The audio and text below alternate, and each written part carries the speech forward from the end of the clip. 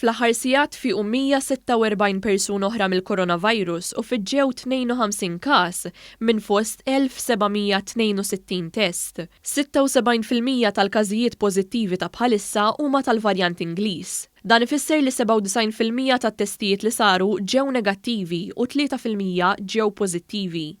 Sa issa fiċ-ċentri tal-ittestjar f'pajjiżna saru 811,102 testijiet. Mindu beda jingħata l-vaċċin kontra l-COVID-19 ingħataw 197,383 doża, minnhom 54,578 persuna ħadu t-tieni doża. Intant fl-aħħar 24 siegħa żewġ anzjani irġiel ta' 69 sena u ta' 71 sena mietu waqt li kienu pożittivi għal COVID-19. F'konferenza tal-aħbarijiet brabta mal-imxija tal-pandemija f'pajjiżna, il-professur Charmaine Gauci qalet li jista' bdiet toħroġ l-istedina għal persuni li għandhom il-fuq minn 60 sena. Is-Supretendent tas-Saħħa Pubblika spjegat li kull ma jmur il-każijiet fost persuni li għandhom il-fuq minn 80 sena qed jinżlu ġmielhom, hekk kif il-maġġoranza ta' din il-faxxa tlaqmet. Tkellmet dwar istorja ta' suċċess fir-rigward ta' tilqim fid-djar tal-anzjani, hekk kif il-każijiet naqsu b'mod konsiderevoli, tant li din il-ġimgħa ġew reġistrati żewġ każijiet biss f'dawn id-djar. Dan hu rifless ukoll fl-ammont ta' pazjenti li qed jidħlu l-isptar. Il-professur Gauci stqarret li din il-ġimgħa mill-ajruport daħlu 7 persuni pożittivi mill-Polonja u l-Bulgarija